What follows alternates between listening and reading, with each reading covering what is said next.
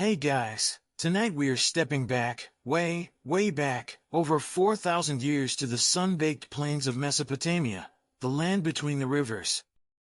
You're not wearing sweatpants and a comfy t-shirt anymore. Oh no, you've traded them for a rough-spun linen tunic that sticks to your skin the moment you step outside your little mud brick hut. The air is thick with the smell of dry earth, slow-moving irrigation canals, and maybe a distant whiff of, well, let's just say ancient refuse.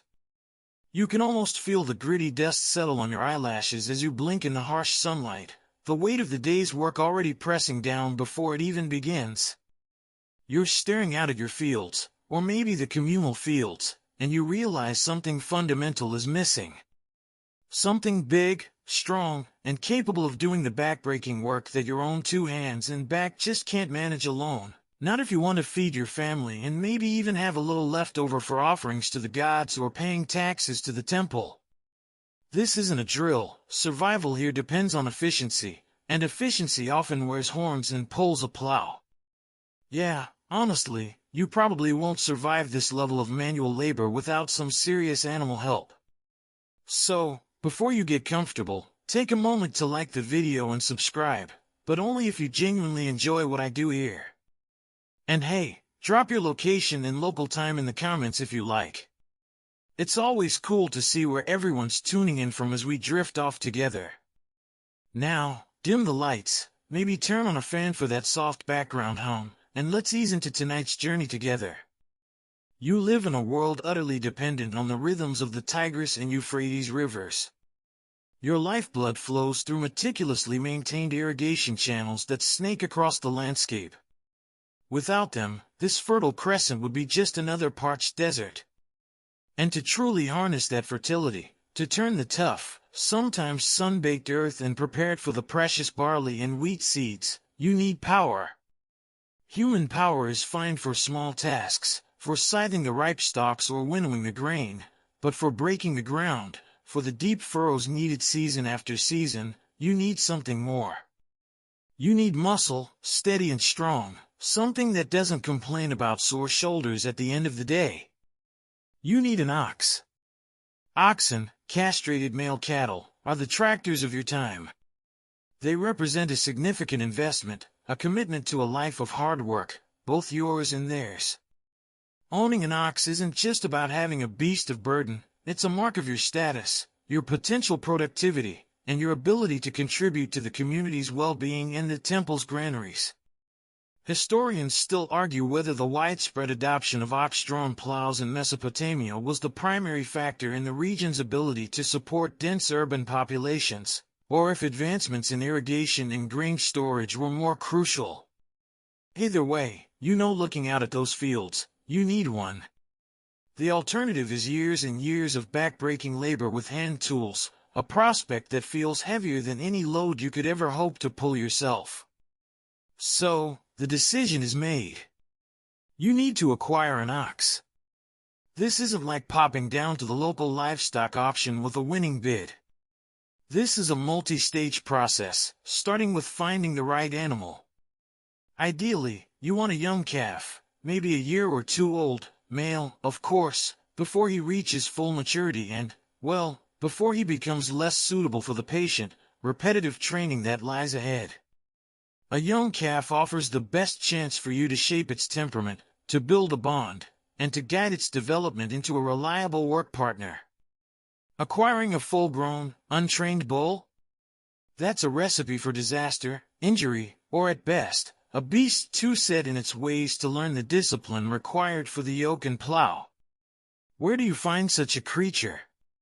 Perhaps a neighbor's cow is calved, and they have a male offspring they are willing to sell or trade.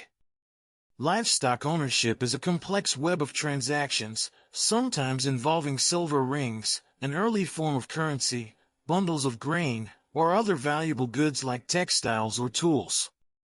Maybe there's a larger stockyard associated with the temple or the palace, where animals are bred and traded on a larger scale.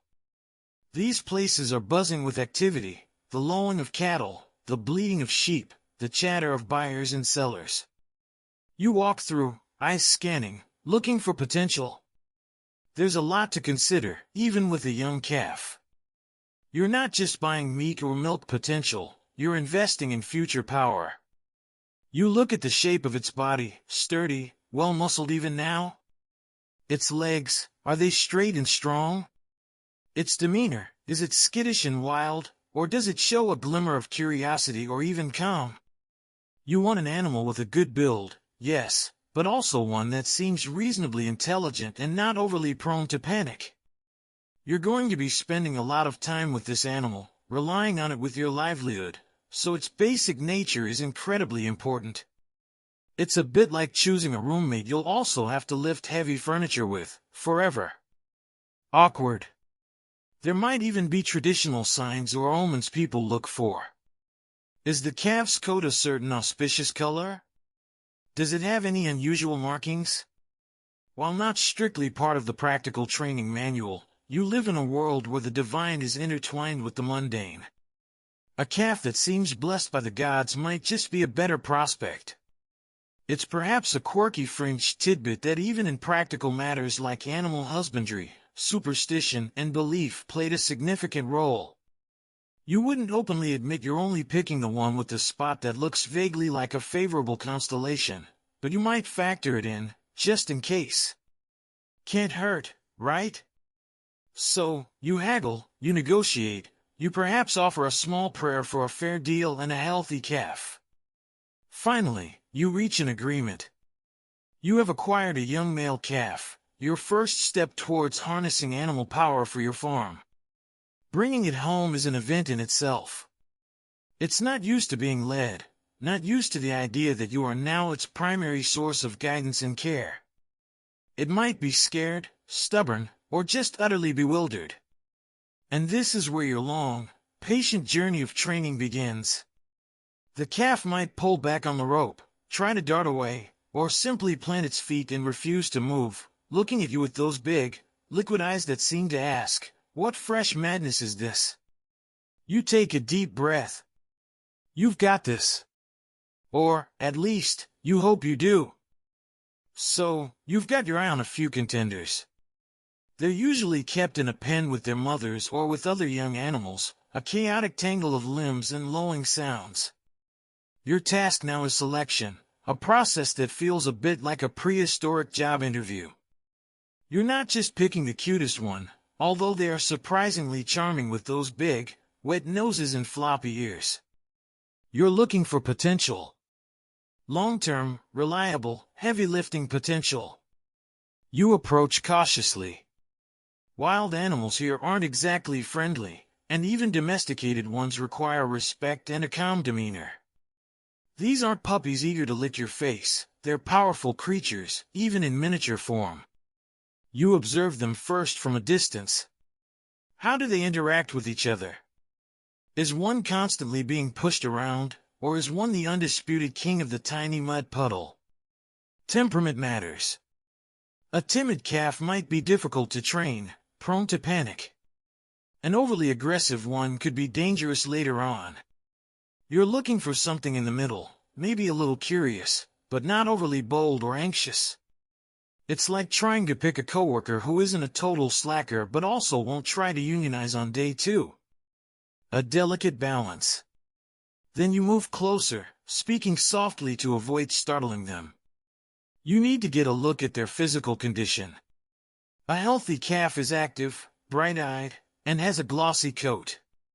You're checking for lameness, swelling, discharge from the eyes or nose, basically, anything that screams, "I'm going to be a veterinary nightmare." You want a calf that looks robust, even if it's still a bit gangly. Look at the bone structure. Will those legs be able to support the weight of a heavy yoke in a cart full of grain? Are the hooves well formed? You're visually projecting this little calf's body 20, 30 years into the future, picturing it straining against a heavy load under the summer sun. It's quite the foresight exercise, especially considering you barely know what you're having for dinner.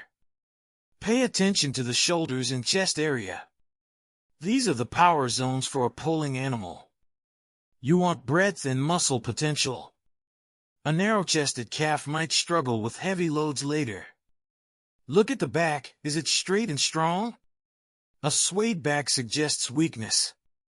You're essentially doing a full physical assessment on a nervous, four-legged creature that would probably rather be anywhere else. Good luck with that, by the way.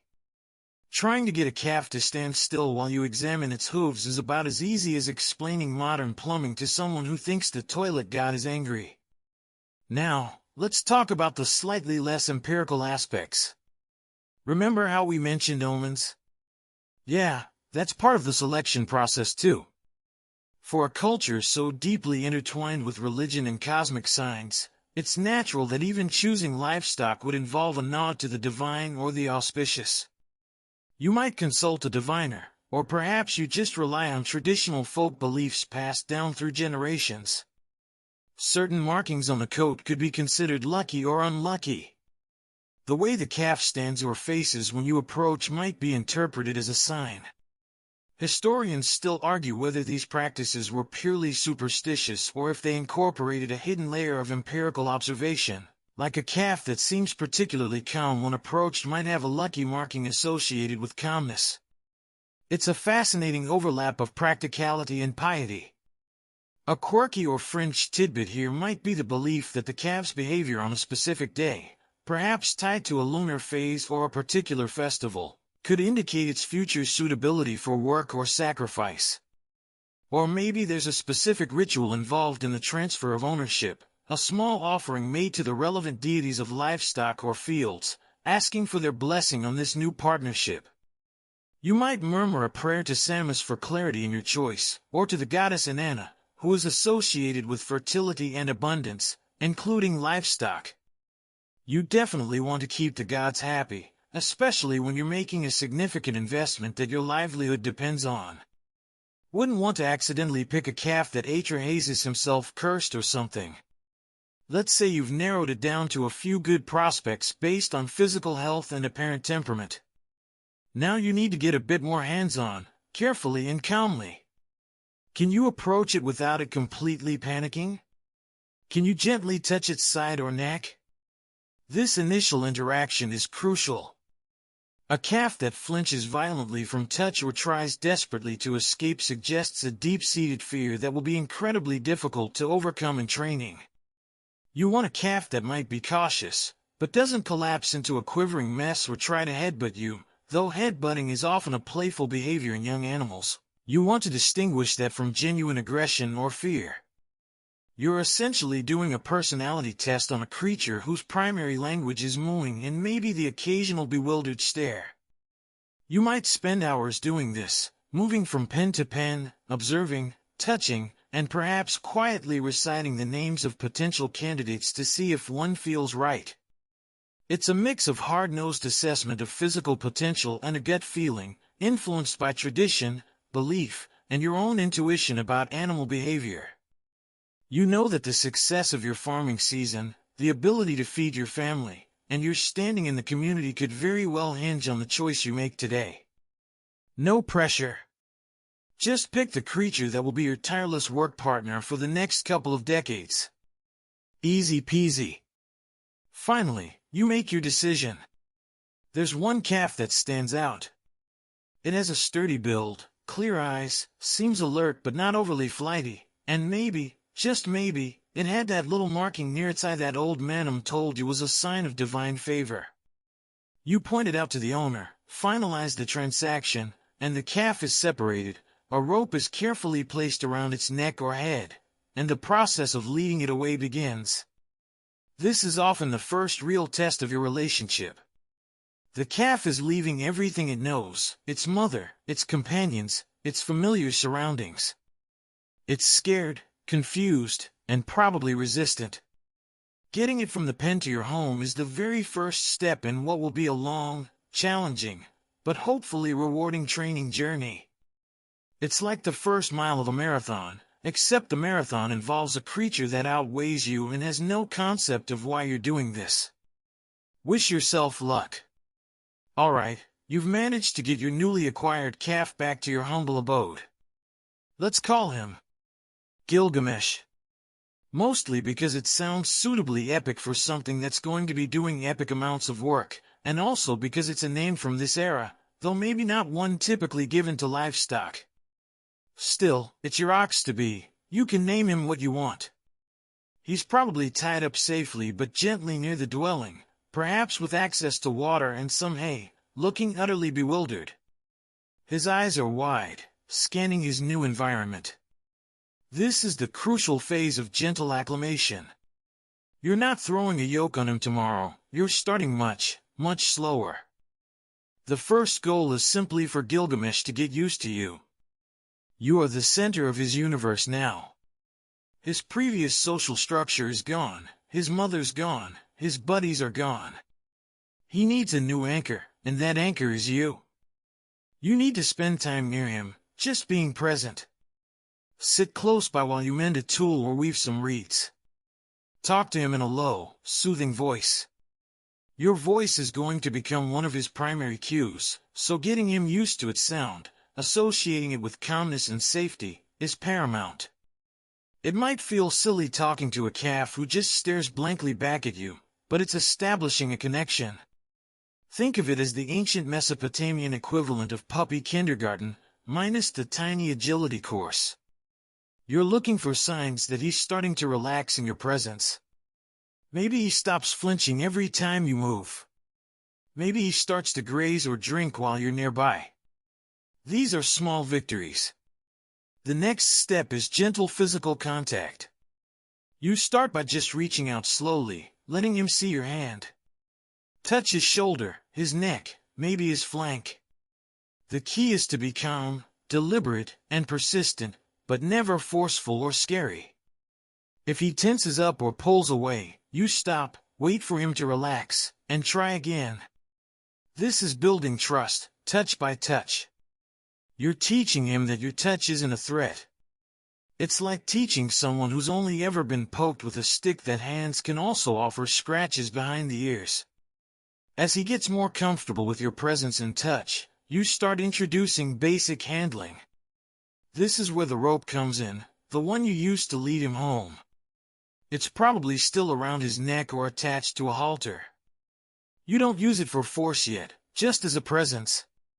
You might gently hold the end, letting him feel a little tension, then releasing it. You want him to get used to the feeling of the rope without associating it with being pulled or restrained against his will. It's a precursor to leading. This is where a mainstream historical fact comes in. Early Mesopotamian texts, like those dealing with agriculture, sometimes mention the importance of careful animal handling.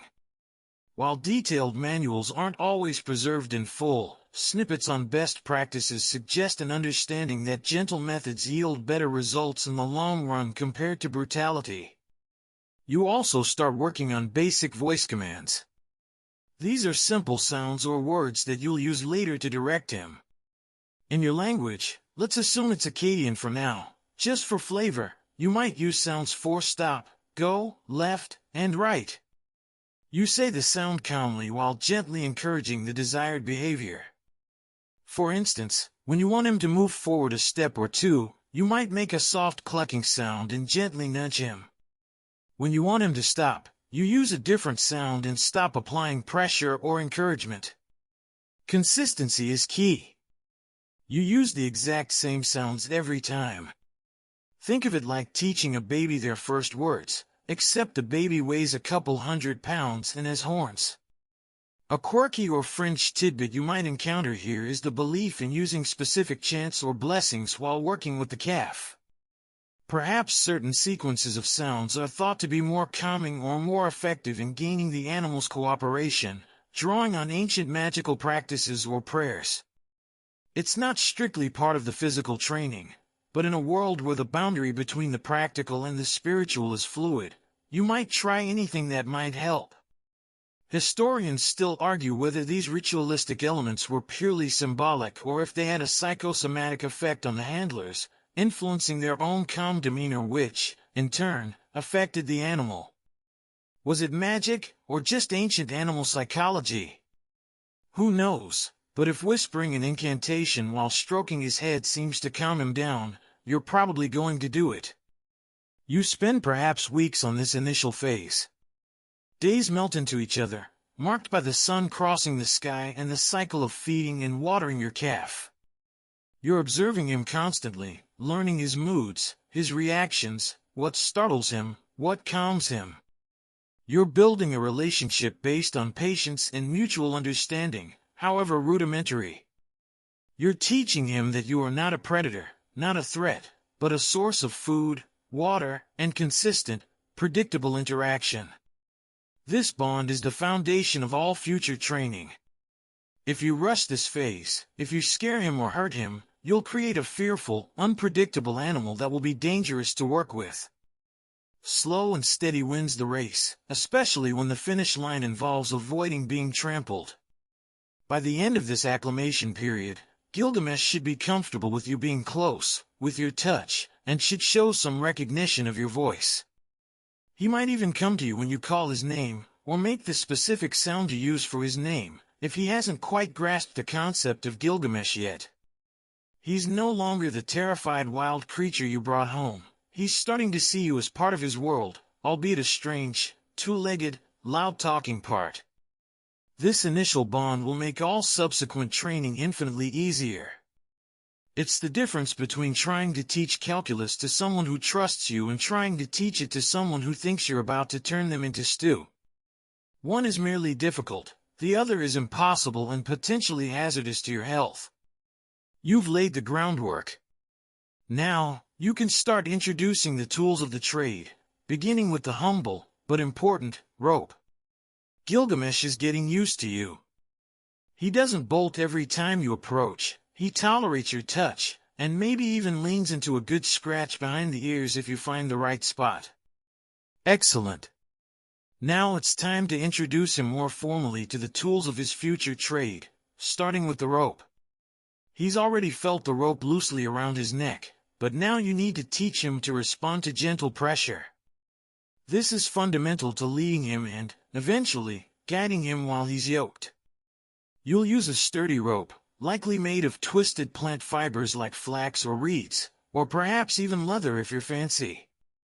This isn't a delicate leash, it needs to be strong enough to handle the resistance of a growing calf, but you'll use it with finesse, not brute force. You attach it securely but comfortably around his neck or to a simple head halter. A halter provides more direct control over the head, which helps steer, but a neck rope is often the first step as it's less intrusive. The goal is to teach him that pressure on the rope means something and that releasing the pressure is the reward for doing what you want. You start with gentle tension. Stand beside him and apply slight, steady pressure on the rope in the direction you want him to move, perhaps just a step forward. The moment he takes a step, immediately release the pressure. This instant release is his reward. He learns that yielding to the pressure makes the pressure go away. If he resists and pulls back, you maintain steady pressure, not increasing it, just waiting. The moment he leans into the pressure or takes even a half step forward, release. This is a basic principle of animal training: reward the desired behavior, make the undesired behavior uncomfortable, but not painful, until the desired behavior occurs. You do this repeatedly, for short periods. A few steps forward, release. A gentle pull to the side, and the moment his head turns, release. You're teaching him a new language spoken through the rope. It's like learning to dance with a very large, slightly confused partner.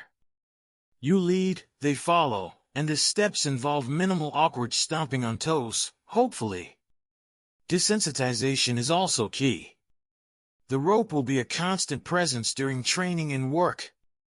Gilgamesh needs to get used to the feeling of it rubbing against his skin, the sound it might make, and the gentle pressure points it creates.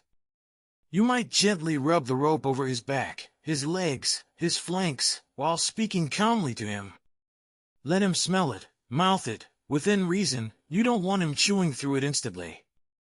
The more familiar and less frightening the rope is, the better. You're also introducing the idea of yielding to pressure on his body, not just from the rope.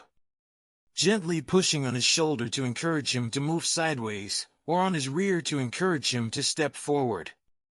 These are precursors to how you'll guide him when he's yoked, using touches or nudges from your hands or a stick. Historians still argue whether the specific points of pressure used in Mesopotamian ox training were based purely on trial and error or if they had a deeper, perhaps even early anatomical understanding of how the animal's body responded to force. It's fascinating to think about the empirical knowledge these ancient farmers accumulated. A quirky or fringe tidbit here could be the belief in imbuing the rope itself with protective or guiding properties. Perhaps the fibers were gathered under a specific constellation, or a small amulet was tied to the end of the rope used for the initial training sessions, meant to ward off stubbornness or accidents. You might whisper a prayer over the rope before you start each training session, asking Nabu, the god of scribal arts and wisdom, to grant your ox intelligence, or perhaps the goddess of cattle, Shala, to make him tractable. It's a way of adding a layer of reassurance and seeking divine assistance in a challenging task. Because let's be honest, trying to convince several hundred pounds of muscle and bone to do exactly what you want using just a rope and your voice feels like it requires all the help you can get, divine or otherwise. You keep training sessions short, maybe only 15 to 20 minutes at a time, several times a day. This prevents Gilgamesh from getting tired, frustrated, or scared. You end on a positive note, perhaps after he successfully takes a few steps forward or yields nicely to pressure. You reward him with a kind word, a gentle stroke, or maybe a small treat of tasty greens if you have them. Positive reinforcement works wonders, even if it's just releasing the pressure and letting him relax. Through these sessions, Gilgamesh is learning that cooperating with the pressure is easier and more comfortable than resisting. He's learning that your presence, while demanding attention, isn't something to fear. He's starting to understand that you are communicating with him, albeit in a very simple, physical way. He's getting desensitized to the feeling of the rope, which is vital because soon, that rope will be used to guide him not just alone, but while connected to a heavy, potentially noisy piece of wood, the yoke. This phase, patiently teaching him to yield to pressure, is foundational. Without it, you're just trying to drag a stubborn animal around, which is exhausting for everyone involved and rarely ends well. You're building the lines of communication, literally and figuratively, preparing him for the next steps in becoming the workhorse, or work ox, you need him to be. Patience, consistency, and a deep understanding of animal behavior, even if learned through generations of trial and error, are your most important tools right now, even more important than the rope itself. Gilgamesh is starting to get the hang of the rope. He yields to gentle pressure, understands that releasing the pressure is the reward, and doesn't freak out when the rope touches him. This is fantastic progress. Now you translate that understanding into actual movement. It's time to teach him to walk with you, side by side, on a rope. This might sound simple, but remember, he's never been expected to walk in a straight line next to a human before, not for any sustained distance or purpose. You still use the rope attached to his neck or halter. Stand beside him, on his left side typically, as that's where you'll usually walk when guiding him during work. Apply gentle, forward pressure on the rope, combined with your voice cue for go or forward. At the same time, you start walking. The instant he takes a step forward with you, release some pressure and offer verbal praise. If he stops, you stop, maintain gentle pressure, and wait. If he pulls back, you maintain pressure. The goal is to make moving forward with you the easiest and most comfortable option. This is a dance of tiny movements and reactions. He might walk a few steps, then stop. He might try to dart off to the side to sniff something interesting. He might plant his feet and refuse to budge. Your job is to be consistent, patient, and persistent. Use the rope and your body language to guide him gently but firmly. If he tries to go right, apply gentle pressure on the rope pulling slightly left, while positioning your body to block the rightward movement. If he lags, gentle pressure forward and encouragement. If he rushes ahead, hold the rope firmly and make him stop. The key is timing. The reward, release of pressure, praise, must happen immediately after the desired action, a step forward, walking beside you. Animals, especially oxen, live in the moment. A reward given even a few seconds too late won't be associated with the correct behavior. It requires intense focus on your part, constantly observing Gilgamesh's reactions and responding instantly. It's like trying to teach someone to follow GPS directions without any spatial awareness, all while they're distracted by literally everything. You start in a quiet, enclosed area, a small pen, a courtyard, somewhere with minimal distractions. As Gilgamesh gets better, you gradually move to more open areas, like a pasture or a quiet lane near your home. This introduces new sights, sounds, and smells that he needs to get used to ignoring while focusing on walking with you. Remember that crocodile dung sunscreen we didn't mention earlier? Well, imagine walking past someone who is wearing it. You need Gilgamesh to ignore that potent aroma and stay focused. You also teach him to stop on command. While walking, you say your stop cue and gently cease all forward encouragement, perhaps applying slight backward pressure on the rope if needed. The moment he stands still, release pressure and praise him. This is crucial for control, especially when working near canals, other animals, or in busy village areas. An ox that won't stop is a liability. A mainstream historical fact relevant here is that images and texts from Mesopotamia often depict oxen being led or guided by a single person, sometimes using a rope or a simple stick. This suggests that effective, controlled leading was a standard part of their training regimen. It wasn't just about hitching them up, it was about making them responsive and manageable on foot. A quirky or fringe tidbit could involve the belief that singing or chanting specific tunes while leading the ox helps soothe the animal and make the task easier. These weren't necessarily formal commands, but rhythmic sounds believed to create a calming atmosphere or even to appeal to minor spirits associated with paths and journeys. Historians still argue whether these practices were purely cultural expressions, had a genuine calming effect on the animals through the handler's relaxed demeanor, or if the rhythmic sounds themselves helped the ox establish a steady pace. It's plausible that a rhythmic chant could help both handler and animal maintain a consistent speed and rhythm while walking. It might sound odd to us, but imagine it as ancient mood music for livestock training. As Gilgamesh becomes more proficient, you can practice leading him over different types of ground, perhaps slightly uneven earth, near a puddle, or past some rustling bushes. Each new experience is a training opportunity to reinforce his focus on you despite distractions. You're building his confidence and trust in your leadership. He needs to believe that you won't lead him into danger and that following your cues will lead to a positive outcome, or at least, the cessation of annoying rope pressure. This phase is physically demanding for you too. You're doing a lot of walking, stopping, starting, and gently but firmly guiding a powerful animal. It requires patience that can wear thin, especially on hot days or when Gilgamesh is being particularly stubborn. But each successful walk, each time he responds promptly to a cue, is a step closer to having a reliable work partner. He's learning to be led, to follow, and to trust your direction. This skill is the foundation for everything that comes next, especially the introduction of the big, wooden object that will connect him to his future work, the yoke. He needs to be comfortable being guided by the rope before you even think about attaching something heavy and unfamiliar to his shoulders. You're almost ready to move beyond just walking and introduce the hardware of heavy labor. Gilgamesh is now comfortable walking beside you, responding to the rope and voice cues. He's learning to be led. Excellent.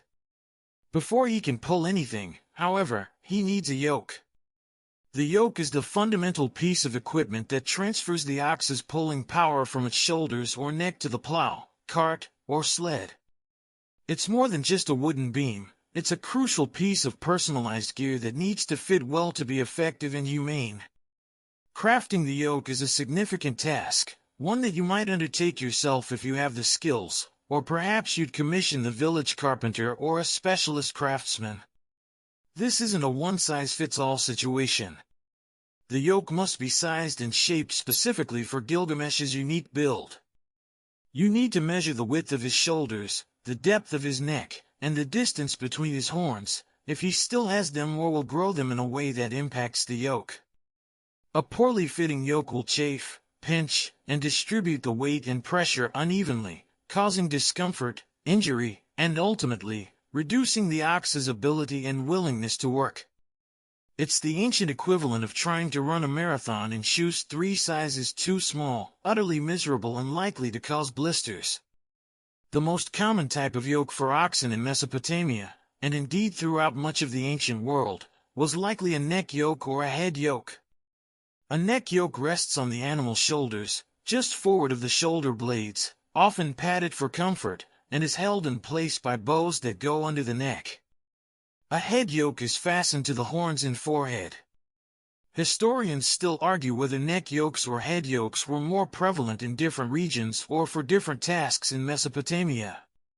Both types had their pros and cons. Head yokes offered more direct control via the head but put strain on the neck and horns, while neck yokes relied more on shoulder power but could be prone to slipping or causing chafing if not fitted perfectly. Let's assume for Gilgamesh, you're going with a neck yoke, as it's often considered more efficient for heavy, sustained pulling. You'll need strong, relatively lightweight wood. Poplar, willow, or other locally available hardwoods might be used. The wood needs to be seasoned properly so it doesn't crack or warp. You'll shape the central beam, which will lie across Gilgamesh's shoulders, and carve out the sections where his neck will fit. Then you need to craft the bows, curved pieces of wood that fit under his neck and are secured to the yoke beam with pegs or ties. These bows prevent the yoke from sliding forward or backward. You might also carve a hole or attach a ring in the center of the beam where the draft pole of the plow or cart will be attached. Padded sections are crucial. You'd likely use straw, felt, or soft leather wrapped around the parts of the yoke that touch the ox's skin, particularly on the shoulders and under the neck. This helps prevent chafing and sores, which can quickly disable a working animal. Maintaining the ox's comfort is not just about being kind. It's essential for maximizing its working life and efficiency. An ox with shoulder sores can't pull. While you're measuring and shaping, you're thinking about the ergonomics, the ancient version of it, anyway. How will the weight be distributed? How will the pressure points affect Gilgamesh as he leans into the pull? You might adjust the curve of the bows or the padding based on his specific build. This requires a keen eye and a deep understanding of animal anatomy, learned through generations of practice and observation. It's a skill passed down, probably without formal blueprints, but through hands-on apprenticeship. A quirky or fringed tidbit could be the incorporation of symbolic carvings or markings onto the yoke itself. Maybe a small carving of a star or a protective symbol is etched into the wood, intended to bring strength or ward off evil spirits that might hinder the work. Perhaps specific woods are chosen not just for their practical properties but for their perceived magical or auspicious qualities. Historians still argue whether these symbols were purely decorative, had ritualistic significance, or were genuinely believed to enhance the yoke's effectiveness through supernatural means. It adds another layer to the craftsmanship. You're not just making a tool, you're making a tool that's potentially imbued with meaning and protective power. It's like adding racing stripes to your plow, but with more incantations involved.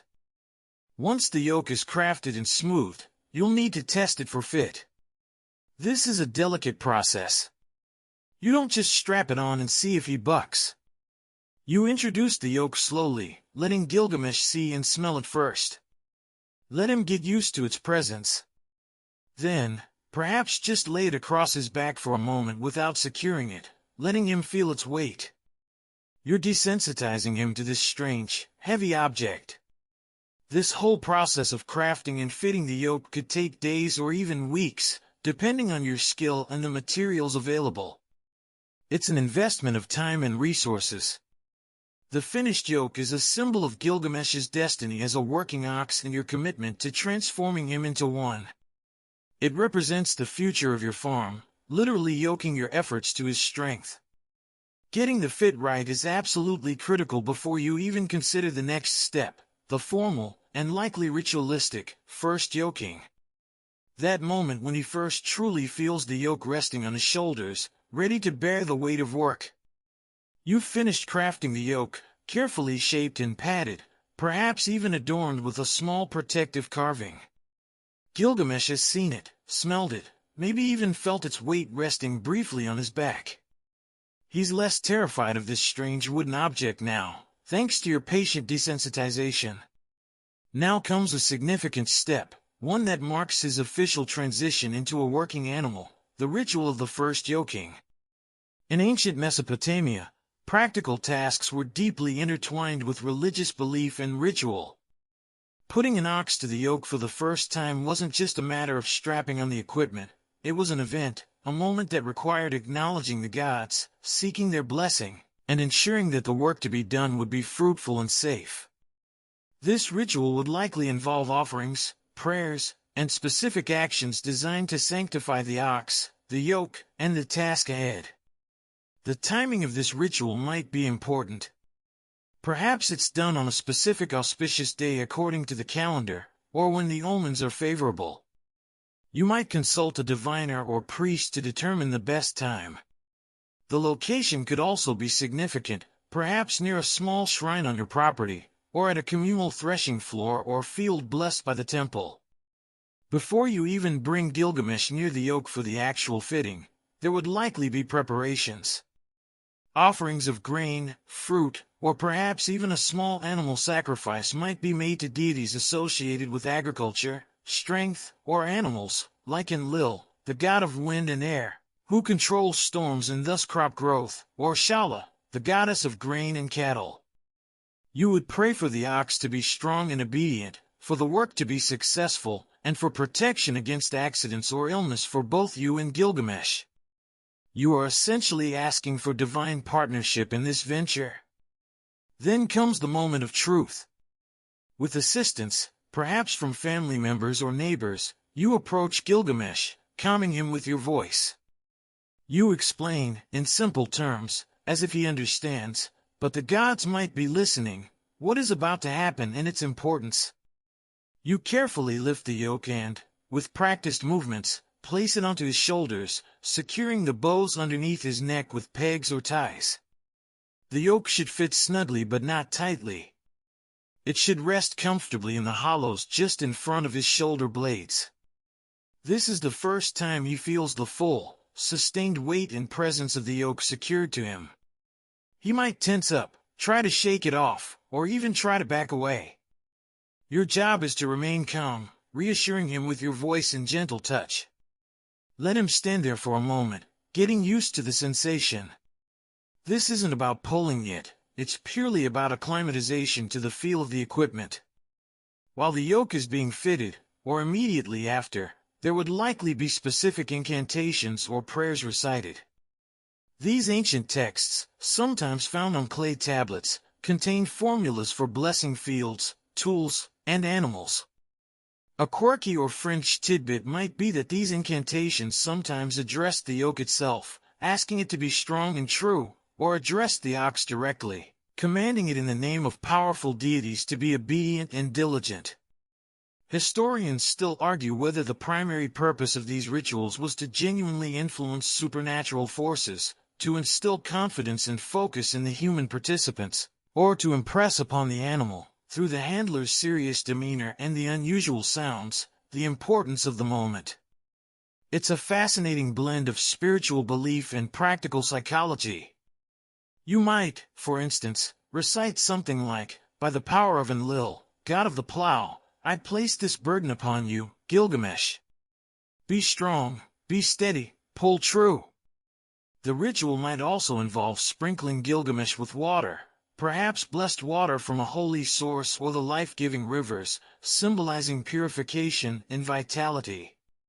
You might tie a small amulet or charm onto the yoke itself, a physical token of the prayers and blessings bestowed upon it. After the formal fitting and blessing, you don't immediately demand work. You let Gilgamesh stand yoked for a short period, maybe just a few minutes, in a calm environment. You continue to reassure him, letting him adjust. Then, you carefully remove the yoke. The process of putting it on and taking it off should be done smoothly and calmly, reinforcing that the yoke is not a punishment or a source of panic, but a part of his new reality. This first yoking is symbolic and practical. It's the moment Gilgamesh officially becomes your working ox, and the ritual ensures that this crucial transition is marked with the appropriate respect for both the animal's future labor and the divine forces that govern the success of the harvest. It's the ancient equivalent of a graduation ceremony, only instead of a cap and gown, you get a wooden beam and the promise of strenuous activity.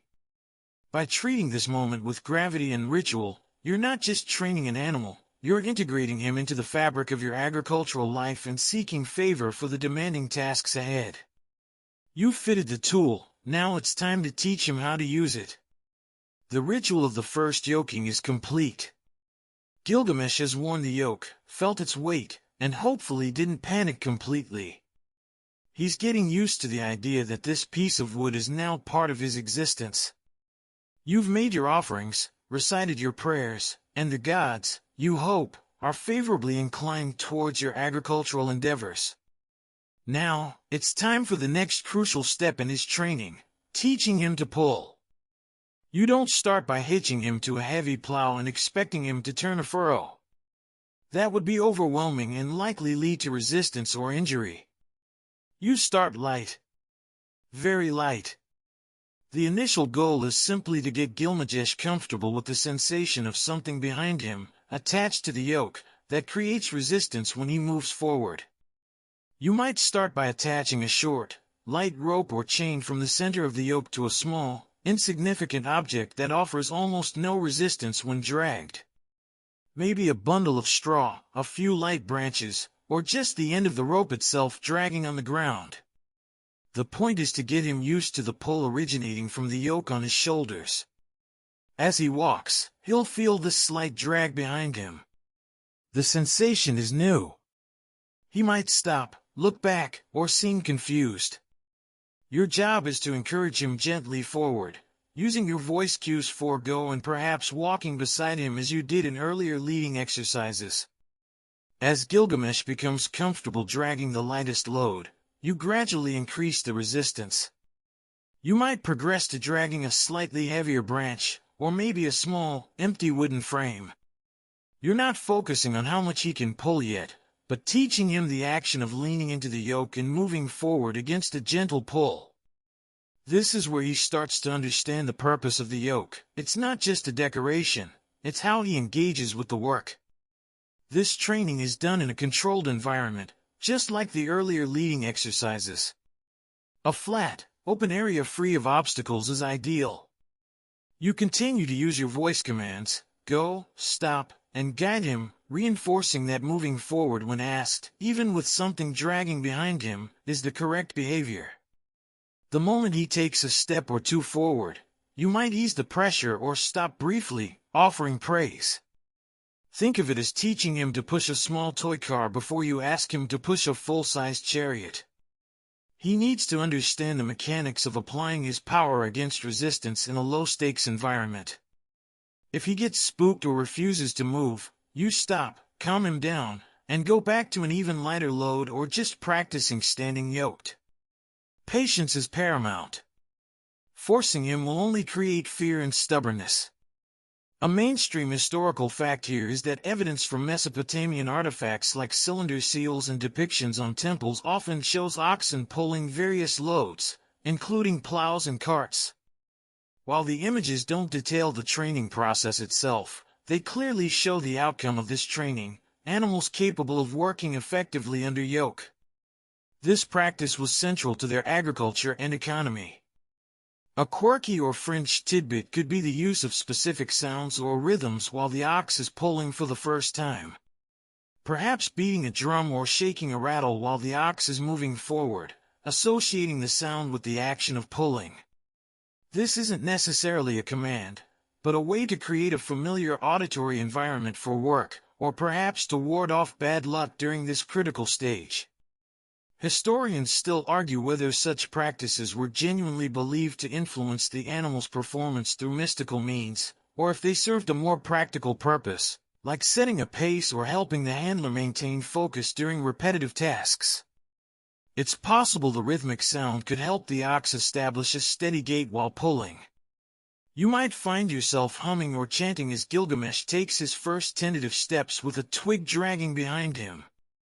Go, Gilgamesh, go! Pull the stick, blessed by the rivers quick. Okay, maybe not that exactly, but something rhythmic. As Gilgamesh gets more confident with light dragging, you can try attaching him to a very light, empty sled. A sled is simpler than a wheeled cart and just slides along the ground, providing consistent, albeit increasing, resistance. This introduces the concept of pulling a definite object that stays behind him. He'll feel the weight more directly, but there are no wheels to make noise or potentially bump him. You guide him, encouraging him to walk in a straight line, perhaps just for a short distance initially. Each training session is building muscle memory and confidence. Gilgamesh is learning to lean into the yoke, to use his weight and strength to overcome resistance. He's also learning that you are still his guide and that obeying your commands, even when yoked and pulling, leads to a break or praise. This phase, of gradually increasing the load from almost nothing to something substantial, is critical. It's about conditioning both his body and his mind for the heavier work that lies ahead, preparing him for the moment he'll be asked to pull the most complex and potentially frightening piece of equipment, the cart. Gilgamesh is now comfortable wearing the yoke and understands the basic concept of leaning into it to pull a light, dragging object. He's progressing well. But the real test of his training, and often the final hurdle before serious fieldwork, is getting him accustomed to pulling a wheeled cart.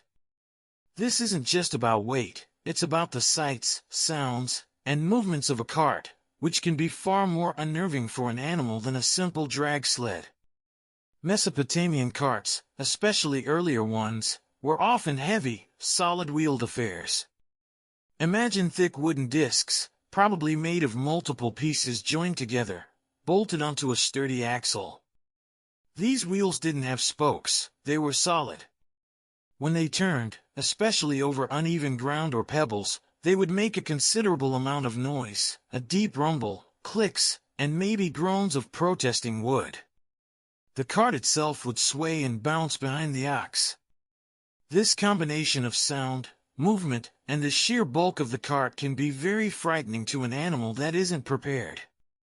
Your approach is similar to introducing the yoke or the light dragging object, slow, patient, and gradual desensitization.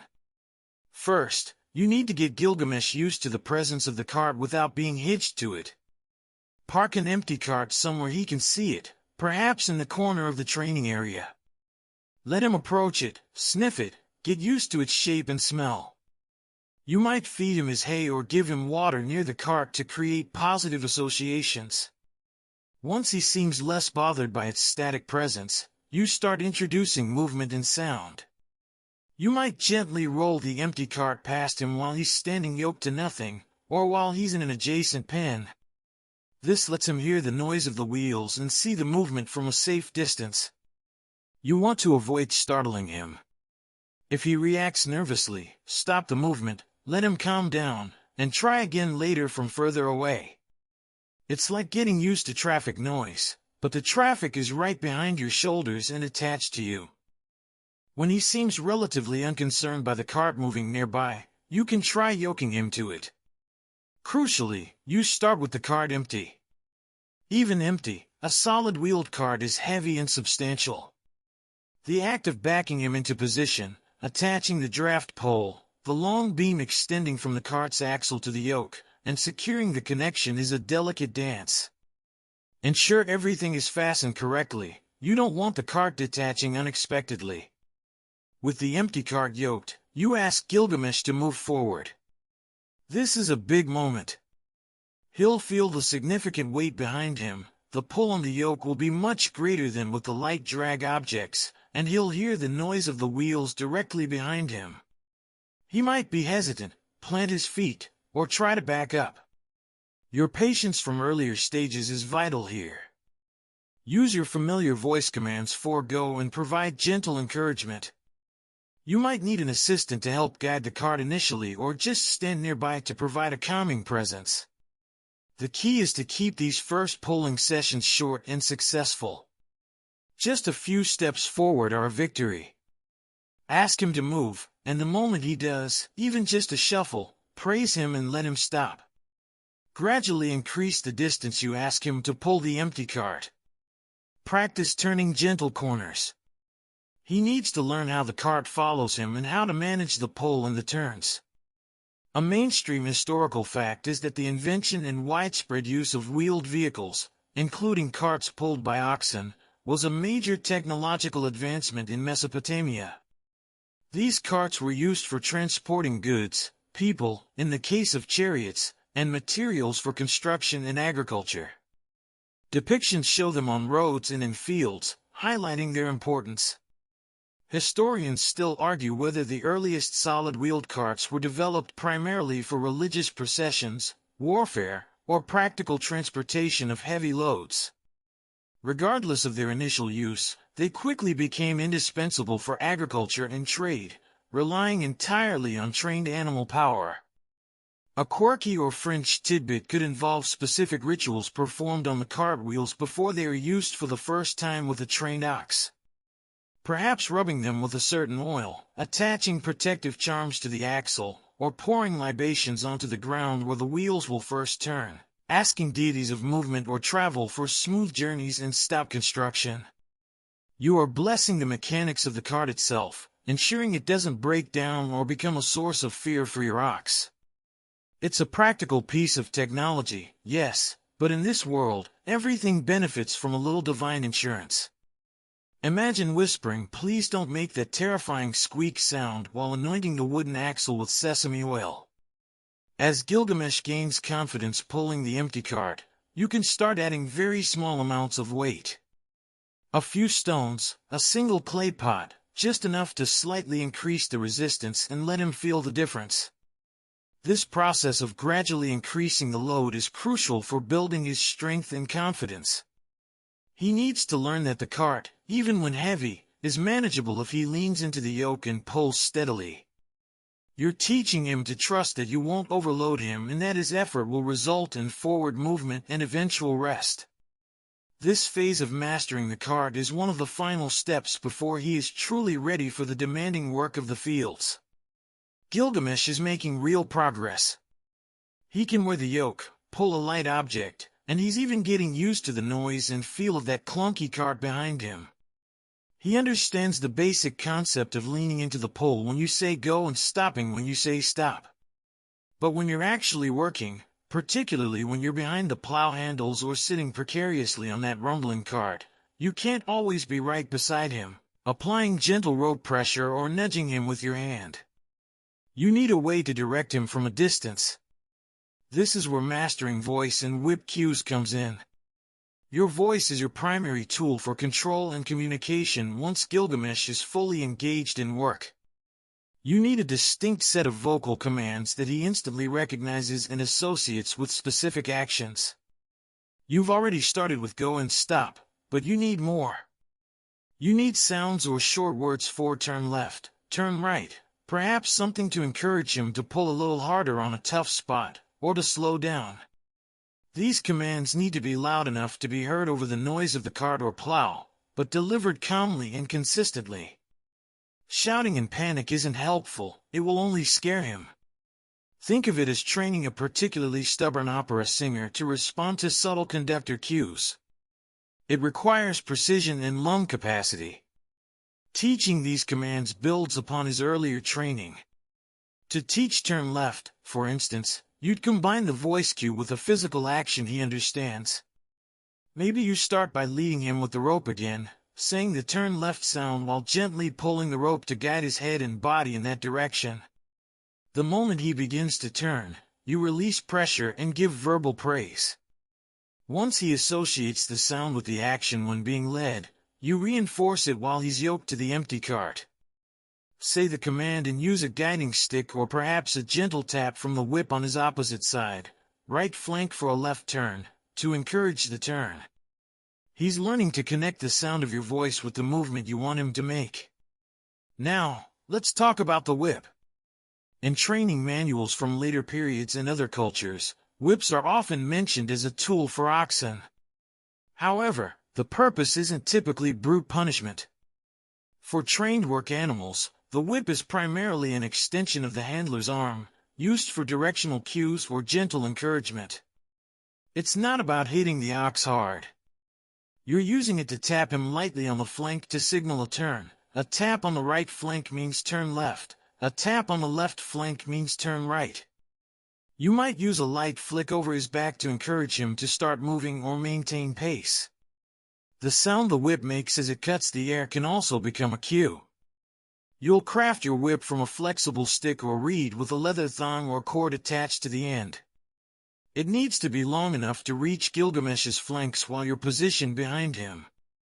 You practice using it gently, teaching him to interpret the taps and flicks as signals, not threats. Again, timing is everything. The tap or flick must coincide with your voice command and the desired action. A tap on the right flank while you say turn left and gently guide him will help him understand the connection. A mainstream historical fact here is that depictions of oxen and plows on cylinder seals and larger stone carvings in Mesopotamia do sometimes show a figure guiding the animal with a stick or whip. This visual evidence confirms that such tools were part of their agricultural practice, used for directing the animals during fieldwork. A quirky or fringe tidbit could be the belief that the specific sound the whip makes had significance. Perhaps a certain sharp crack was used for urgency, while a softer swish was for gentle correction. Or maybe the material the whip was made from, or even the way it was crafted, held ritualistic meaning, intended to ensure the ox was guided justly and effectively, free from malicious influences that might cause him to stray or become stubborn. Historians still argue whether the common depictions of whips imply their primary use was for painful goads to force obedience, or if these were stylized representations of a tool primarily used for non-punitive directional cues, with actual physical punishment being a last resort or a sign of poor training.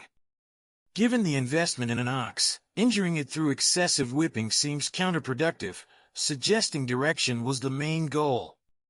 Consistency is the absolute bedrock of this stage. You must use the exact same voice command for the same action, every single time. You must use the whip cues consistently too. If you sometimes use the right flank tap for left, and sometimes for right, Gilgamesh will be utterly confused. He needs to learn an unambiguous language from you. This requires your constant focus and discipline, perhaps even more than his. Trying to remember your ancient Akkadian commands while keeping the cart from tipping over is a task that requires multitasking skills that would make a modern project manager sweat. You practice these commands while walking with him first, then while he's yoked to the empty cart, and finally as you add small amounts of weight. Gilgamesh, turn left. Tap on right flank. Gilgamesh, stop. Voice cue, perhaps a gentle backward pull on the reins if you've attached them to the yoke. He learns that your voice, sometimes supplemented by the whip's touch, is the signal to act. He's not just reacting to pressure anymore. He's responding to learned commands. This phase transforms Gilgamesh from an animal that can be led and can pull into an animal that can be directed while working. He's learning to operate under command, responding to abstract sounds and signals while engaged in a physically demanding task. This is crucial for plowing straight furrows, navigating turns at the end of the field, and maneuvering the cart through uneven terrain or past obstacles. He's becoming a sophisticated work partner, capable of understanding and executing complex tasks based on your instructions. It's like teaching someone to drive, but instead of steering wheel and pedals, you have shouting and a stick. What could go wrong? You're getting very close now to putting all this training to the ultimate test, actual field work. Gilgamesh is responding well to your voice and whip cues while pulling the empty cart and light loads. He's learning to turn, stop, and start on command. This is fantastic progress, but the real world is full of distractions that aren't present in your quiet training area. Fields have rustling crops, scurrying field mice, buzzing insects, maybe other animals, and the general cacophony of agricultural life. Village paths have people, children, other carts, stray dogs, and the occasional wandering sheep. Gilgamesh needs to learn to focus on his job and on your commands despite these myriad distractions. This is the phase of handling field distractions. You begin by introducing him to increasingly distracting environments. Start by taking him, yoked or unyoked, depending on the distraction level, to the edge of a field and letting him just observe. Let him see the crops swaying in the breeze, hear the birds calling, maybe even catch the scent of wild animals. You want him to experience these things and learn that they are not threats that require him to panic or run away. Stay calm yourself. Animals are highly attuned to their handlers' stress levels. If you're nervous about a stray dog, Gilgamesh will sense it and likely become nervous too. As he gets more comfortable, gradually move him closer to the sources of distraction. Walk him along the edge of a busy path while yoked to the empty cart. Let him see and hear people passing by. If children are around, you might ask them to stay a little distance away initially, then gradually allow them closer as he gets used to their presence and noise. Introduce him to other domesticated animals, perhaps a flock of sheep or a group of chickens, from a safe distance. The key is controlled exposure. You expose him to a distraction, observe his reaction, and work to keep him calm and focused on you.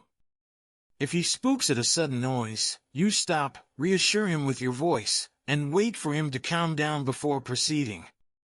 You might use your voice commands or gentle rope or whip cues to refocus his attention on you. For example, if he's staring intently at a rabbit, you might use his name and your go command to get him to take a step, breaking his fixation. A mainstream historical fact is that agriculture in Mesopotamia often involved working in close proximity to natural environments and other human activity. Fields were often near villages, irrigation canals, and areas where wild animals might roam. Training oxen to work reliably in such conditions was essential for efficient farming and safe transport. An ox that panics at the sight of a lizard or the sound of a child's cry wouldn't be a productive member of the farm team. A quirky or fringe tidbit here could be the belief in specific charms or amulets tied to the ox's harness or horns, if he still has them, to ward off distracting spirits or the evil eye that might cause the animal to become unruly or fearful. Perhaps certain herbs were rubbed onto the yoke or the ox's coat, believed to have calming properties or to make the animal less visible or appealing to mischievous entities. Historians still argue whether the widespread use of amulets and protective rituals in Mesopotamia was solely driven by religious belief or if these practices also served a psychological purpose, offering reassurance to the human handler and perhaps even subtly influencing the animal's behavior through scent or the handler's increased confidence. It's a fascinating blend of superstition and what we might now call animal psychology. You might find yourself tying a little clay charm onto Gilgamesh's yoke, just in case it helps him ignore that particularly noisy flock of geese. You also need to train him to handle unexpected events. A sudden loud noise, a different animal running past, or something falling off the cart. You can simulate some of these in training, like dropping a piece of wood nearby, from a safe distance, or having someone unexpectedly walk past. The goal isn't to scare him, but to teach him that even surprising things aren't reasons to bolt. He learns to look to you for guidance in unexpected situations. If he reacts nervously, your calm response and reassurance teach him that there's no real danger. This phase requires immense patience and consistency. You're essentially teaching Gilgamesh to filter out the irrelevant noise of the world and focus on the task at hand in your instructions. It's like trying to have a serious conversation with someone while they are constantly checking their phone, except their phone is the entire distracting external world, and they could weigh 1,000 pounds. You need to be the most interesting, most important thing in his environment, even when there's a juicy patch of grass just out of reach or a butterfly fluttering by. By successfully navigating this stage, Gilgamesh becomes a much more reliable and safe working animal. He can be trusted to work in a busy field without getting spooked, to pull a cart through the village without causing chaos, and to remain focused on his job even when the world around him is full of the sights and sounds of daily life. He's no longer just a trained animal, he's a dependable partner, capable of performing complex tasks in dynamic environments. You've taken him from a skittish calf to an animal that can handle the hustle and bustle of ancient Mesopotamian life. He's almost ready for the real hard work. So, Gilgamesh is trained. He's responded to your commands, gotten used to the cart, and isn't completely fazed by the sensory overload of the outside world. He's ready, or almost ready, for the real heavy lifting. But like any high-performance, ancient high-performance machine, he requires regular maintenance. A trained ox is a valuable asset, a massive investment of your time, effort, and resources. Keeping him healthy and fit is not just good practice, it's essential for ensuring he can actually do the work you've trained him for, day in and day out, season after season. This brings us to the crucial, and often demanding, task of daily care and health maintenance. Your relationship with Gilgamesh extends far beyond the training ground or the field. It's a 24/7 commitment. His well-being directly impacts your ability to farm and provide. The most fundamental aspect of his care is proper feeding and watering. Oxen are large animals with significant energy needs, especially when working hard. They primarily eat roughage, straw left over from the harvest, hay if you have dedicated pasture or can afford it, and whatever grazing is available. During periods of heavy work, like plowing or threshing, their caloric needs skyrocket. You'll need to supplement their diet with more nutritious feed, typically barley or pulses. Providing enough, but not too much, you don't want a fat, lazy ox, or one with digestive issues, requires careful management of your precious grain stores. It's like being a nutritionist for a very large, picky athlete who only eats hay. Water is even more critical, especially in the hot Mesopotamian climate.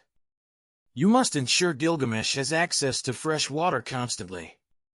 Leading him to the canal bank several times a day, or hauling water to his enclosure, is a non-negotiable chore. Dehydration can quickly incapacitate a working animal and can be fatal. You can almost feel the dry heat yourselves, can't you? Imagine doing heavy labor in that, then not getting enough to drink. Misery. Beyond food and water, general hygiene and observation are key. You need to check Gilgamesh regularly for any signs of illness or injury. Is he eating normally? Is his demeanor off? Any limping or stiffness? Are there any cuts or abrasions from working or from objects in his environment? Early detection of problems is vital. A small cut that gets infected can become a serious issue quickly. You learn to read his body language, a droopy head, a lack of interest in food, shallow breathing. These are all signals that something might be wrong. Hoof care is another crucial aspect. Gilgamesh's hooves are his foundation, literally. Working on hard ground, especially if it's rocky or uneven, can cause wear, cracks, or infections. While oxen weren't typically shod with metal shoes in the same way horses were later, you still need to keep his hoofs clean and check them for damage. This involves carefully lifting each foot, something else you would have trained him for, and inspecting the sole and wall. You might need to trim excess growth or carefully remove pebbles or mud packed into the hoof. A mainstream historical fact is that even without formal shoeing, ancient texts and depictions sometimes reference the need for caring for the feet of working animals, recognizing their critical importance. Let's not forget about pest control. Flies, ticks, and other parasites can be a major nuisance, causing discomfort, transmitting diseases, and reducing the ox's productivity. You might use fly whisks, or rub certain aromatic herbs or oils onto his coat. Remember that crocodile dung sunscreen callback? Maybe not that, but something similar in principle, perhaps less pungent. You're trying to make him a less appealing target for biting insects. A quirky or fringe tidbit in animal care practices might be the use of specific poultices or herbal remedies for treating common ailments, prepared according to ancient recipes passed down through families or learned from local healers. These remedies might involve chanting or ritualistic preparation alongside the practical application of the medicine. Historians still argue whether the efficacy of these treatments was due to genuine medicinal properties of the plants used, the placebo effect on the animal, unlikely for a cow, or the handler's belief and careful attention to the animal, which led to better outcomes regardless of the specific treatment. It's fascinating to consider how practical healing arts were intertwined with magical beliefs. Did that poultice work because of the herbs, or because you recited the correct incantation to Gula, the goddess of healing, while applying it? Probably a bit of both in the minds of the people at the time. Shelter is also important. While oxen are sturdy animals, providing some form of shelter from the harshest sun or sudden rainstorms helps maintain their health and comfort. A simple lean-to or enclosure offers protection and a place to rest. Regular grooming is another form of health check and bonding. Brushing Gilgamesh's coat removes dirt, loose hair, and external parasites, and it also allows you to feel for any lumps, bumps, or sore spots you might have missed visually. It's also another opportunity for quiet interaction and reinforcing your bond. An ox that is comfortable being handled and touched is easier to care for and easier to spot problems with. Trying to check the hooves of an ox that hates being touched? Good luck with that. Think of all this as daily, weekly, and seasonal rituals of care. Feeding, watering, checking hooves, scanning for illness, providing shelter, grooming, and maybe applying those special herbal pastes. It's relentless work, requiring vigilance and dedication. A neglected ox will become a sick or injured ox, and a sick or injured ox means you can't work your fields, which means you can't feed your family. The health of your ox is directly linked to your own survival. It's a serious motivator for remembering to clean his hooves, even when you're exhausted after a long day. And hey, maybe humming that soothing chant while you do it makes it feel a little less like a chore and a little more like a sacred duty. Probably not, but it's a nice thought. You've been diligently caring for Gilgamesh, ensuring he's fed, watered, his hooves are sound, and his coat is free of pests. You've trained him patiently, introducing the yoke, the cart, and your commands. He's a magnificent, or at least, promising, specimen of bovine power, ready to tackle the arduous tasks of the farming season. But even with the best training and care, you don't embark on something as vital as plowing or hauling the harvest without seeking a little divine assistance. This era, remember, is one where the gods are very much involved in the daily affairs of mortals, especially something as critical as agriculture. So, before the major work begins, you engage in rituals and blessings for both the work itself and for Gilgamesh, your invaluable partner. Major agricultural events, the start of plowing, the sowing of seeds, the beginning of the harvest, the threshing of grain, are significant moments in the year, often marked by religious festivals and specific ceremonies. Your personal blessings for Gilgamesh and the work he will do tie into these larger cycles. You're not just preparing your ox, you're aligning your efforts with the will of the gods who control the fertility of the land and the strength of your animals. Before you take Gilgamesh out for the first serious plowing of the season, you would likely perform a specific ritual. This might involve setting up a small altar near the field or at the entrance to your farmstead. You would prepare offerings, perhaps a small portion of your best barley from last year's harvest, some dates, or maybe even a clay figurine representing an ox or a plow.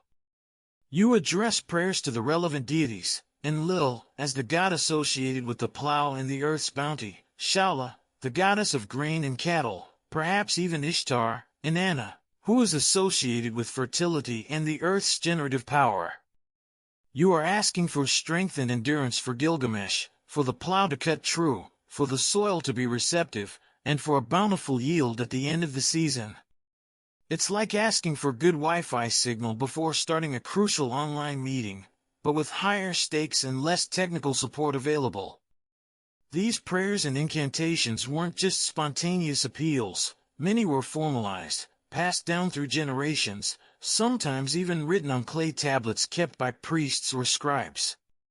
A mainstream historical fact is that numerous cuneiform texts detail specific prayers, incantations, and rituals for agricultural activities, highlighting how deeply embedded religious practice was in farming life in Mesopotamia.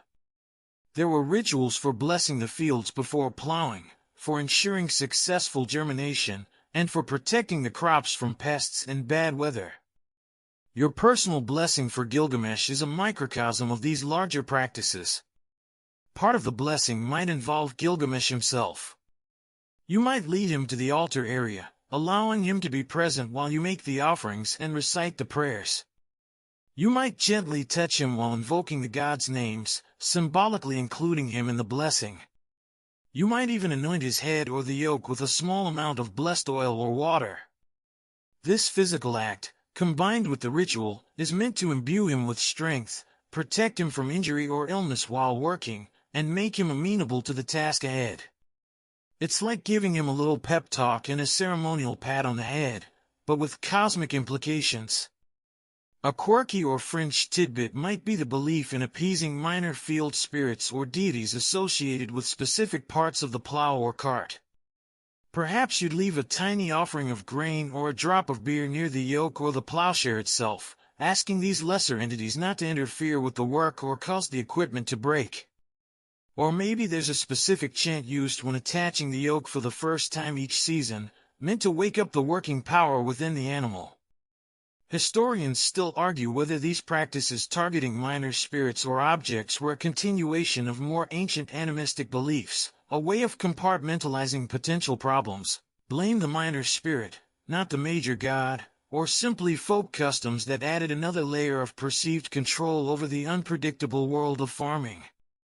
It's a fascinating peek into the multi-layered belief systems of the time.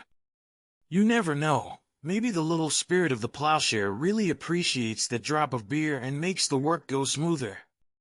Worth a shot, right? These blessings aren't just performed once at the start of the season. You might repeat shorter versions before particularly difficult tasks, like plowing a tough new section of field, or before a long day of hauling heavy loads. Each time you yoke Gilgamesh for a major job, you might murmur a quick prayer, invoking the gods to grant him strength and focus. It's a constant reinforcement of the spiritual contract between you, your ox, the work, and the divine realm.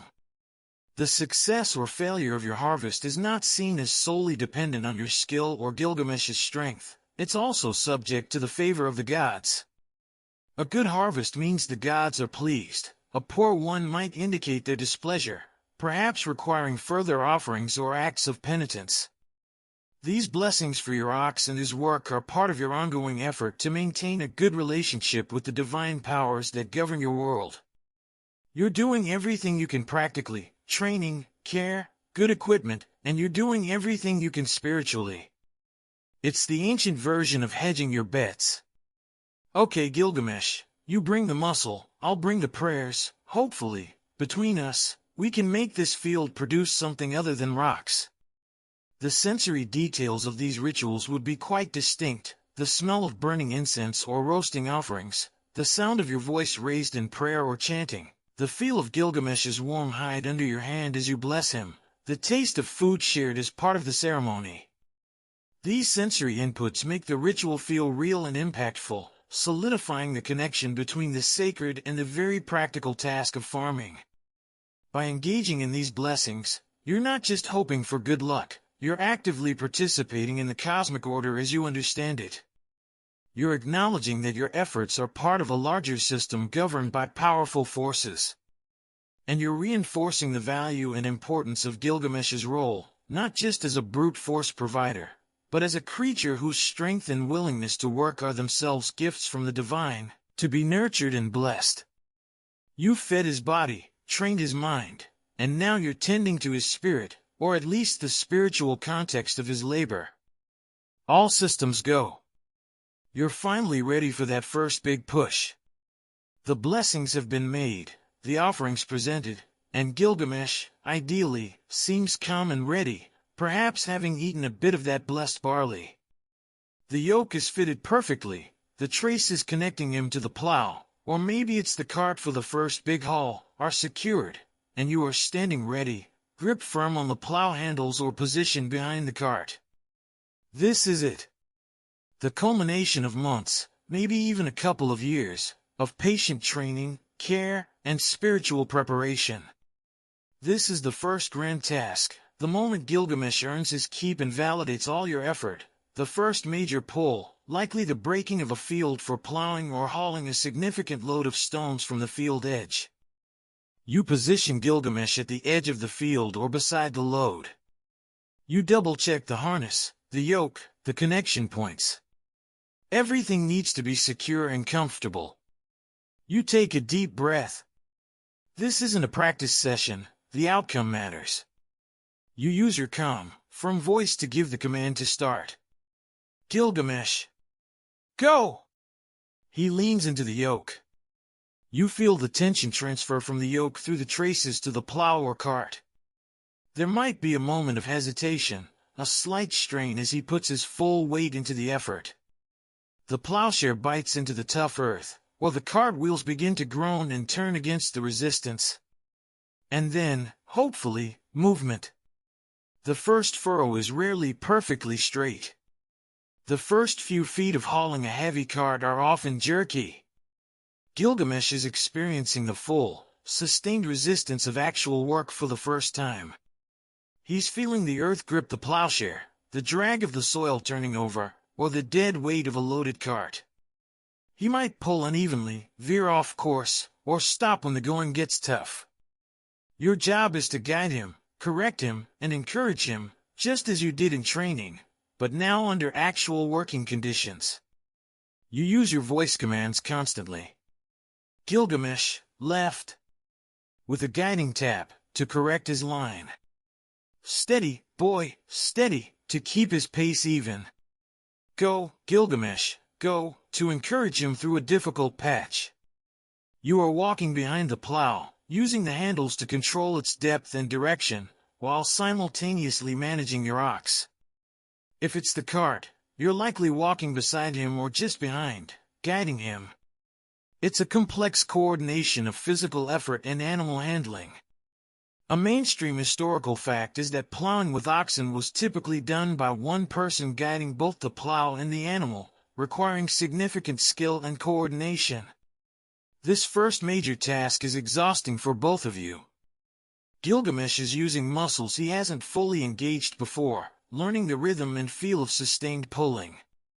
You are exerting yourself physically to manage the implement and mentally to keep your ox focused and working effectively. The sun beats down, the dust rises, and the work seems endless. But with each step forward, each furrow turned, each yard the cart moves, you are seeing the fruit of your labor and his training. There will be challenges. The plowshare might snag on a root or a rock, bringing Gilgamesh to a sudden halt. The cart might get stuck in a rut. These moments require you to calmly stop the ox, assess the situation, and then encourage him to resume the pull once the obstacle is cleared. You need to teach him to handle these hitches without panicking. Patience, patience, patience. A quirky or fringe tidbit might be the belief that an ox's performance on its first day of major work could predict its future working life. If it worked steadily and without too much fuss, it was a sign of good things to come. If it was stubborn or constantly spooked, it might be seen as a bad omen, requiring further rituals or even suggesting the animal was somehow unsuitable. Historians still argue whether these beliefs were simply retrospective interpretations of an ox's natural temperament or if the handler's belief in the omen actually influenced how they treated and trained the animal going forward, creating a self-fulfilling prophecy. Did you treat a bad omen ox with less patience, making it worse? It's certainly possible. You might take short breaks, letting Gilgamesh rest and catch his breath, perhaps offering him a drink of water. These breaks are important for preventing exhaustion and reinforcing that periods of work are followed by rest. You are managing his energy and stamina, crucial for long days in the field.